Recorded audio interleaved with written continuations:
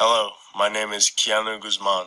And my name is Chris Quaypel, and we're going to be talking about Wrigley Field for our sports venue project. In 1914, a local businessman named Charles Wingman bought land and built a ballpark for the Federal League baseball team, known as the Chi-Feds.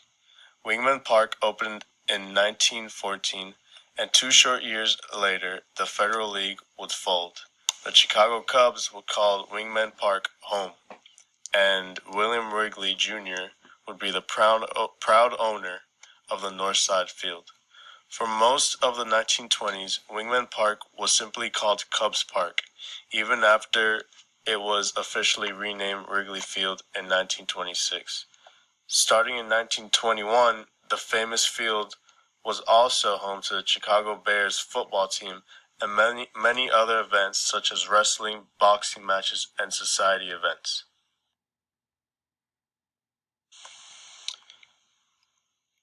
Cubs tried to balance preservation with modernization.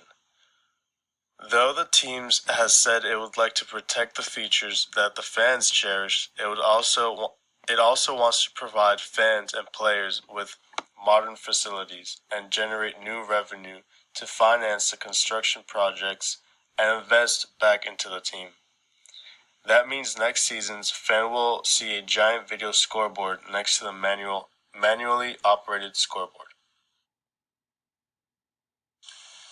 The major renovations at Wrigley Field were not done using any taxpayer funding. The Ricketts family is spending nearly $600 million over 5 years to update the friendly confines. In 2013, Miller worked to develop a campaign called Committed, one that would connect with the club's loyal fans. Print, online, radio, and out-of-home advertising focused on telling stories from the Chicago fans. The campaign showcases the emotional connection of our fans who are part of the journey. The Cubs committed to building a championship-calibrated organization from top to bottom. The architect of Wrigley Field was Zachary Taylor Davis. He was hired by baseball executive Charles Wingman to design the park, which was ready for baseball by the date of the home opener on April 23, 1914. Zachary Taylor Davis was born on May 26, 1869, and passed December 16, 1946. He was an architect of several other major Chicago buildings, such as St. Ambrose, Old Kaminsky, Mount Carmel High School, and St. James Chapels of Archbishop.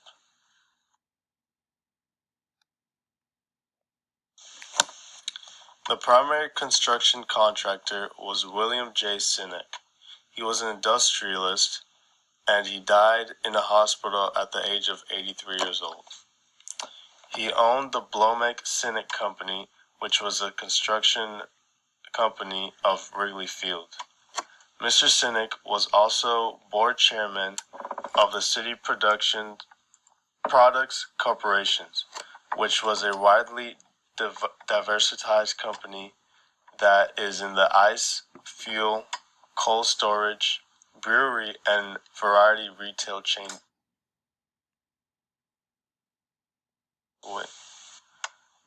Wrigley has undergone some changes over the years, with all those landlords putting their own stamp on the place, be it the ivy-covered walls and scoreboard, the lights and expanded bleachers, or the Toyota sign and right field video board.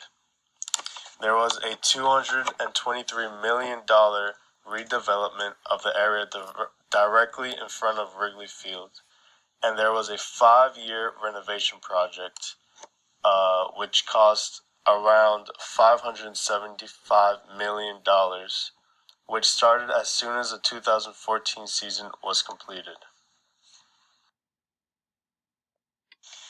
As beautiful as Wrigley Field is, there were a couple of maintenance problems within the stadium. One of those maintenance problems was the plumbing catastrophe in the upper deck, which led to unacceptable wait times throughout the ballpark. The other maintenance problem was that it being 105 years old, the structure has been renovated but is significantly weakened, which can lead to a devastating accident with the crumbling of parts in the stadium. Some facility administrative positions are the coordinator of the minor league administration, which is managed by Derek Fong, the manager of the Mesa Baseball Administration, which is run by Jill Passarella, the director of medical administration, Mark O'Neill, and the coordinator of baseball park operations payroll administration, which is run by Kelly Bibrel. Two top risk management concerns of the facility are biohazard infectious waste disposal and incident management. I believe these are the main concerns because of the current situations the field is already having, such as the plumbing and the old structure of the stadium.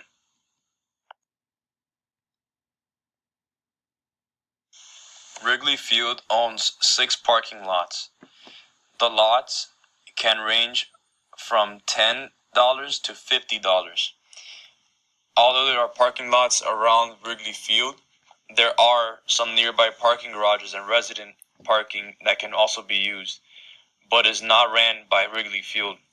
Instead, some are owned by private organizations, and others are homeowners that let people park in their front lawns.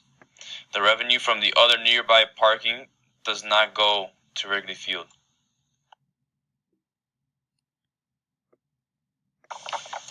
Other than the baseball games that are hosted in Wrigley Field, the field also hosts events like concerts, football games, hockey matches, and other sporting events. Wrigley Field has their own security and cleanup crew that work these events. The nature of Wrigley Field is that it's a historic stadium that was born to evolve, which made it popular because it's the way baseball should be played. Since the field was located in an urban neighborhood, it brought a lot of attention to itself and made people want to come and see America's sport at its time. Back in the late 1920s, radio began to emerge as a way for fans to keep up with the team, but thanks to William Wrigley's savviness, he took advantage of this demographic and promoted ladies' day games throughout the radios to bring women that were fans to the games. One of their strategies to promote sales is through the digital strategy that the Cubs use to keep their fans interested in the team. The first of these strategies is that they keep the fans in the loop by always giving them new content so that the fans always want to come back. The second one is that they make sure that when the fans do come back to the stadium, they make sure the fans enjoy the experience. And number 3 is that they always make sure they improve their content and experiences based on user analysis and any feedback that fans give them. They do not have their own personal website, but they do have their schedule and tickets and roster posted up on MLB.com. It is useful because it keeps the fans in the loop with the game schedule, the team roster, and the result of these games.